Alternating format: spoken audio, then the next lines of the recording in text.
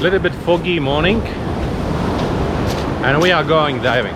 We will dive at Liberty Wreck. The conditions here in Amed is a little bit wavy, but in Tulamben there is a little bit different. It's supposed to be less waves anyways, and there is less sand, so there's more stones, and that's why the visibility also should be okay.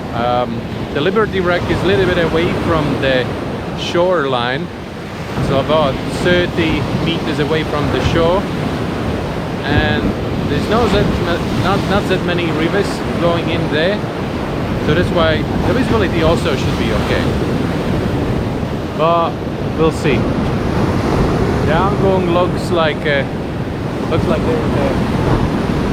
tornado above the Agong, pretty high clouds.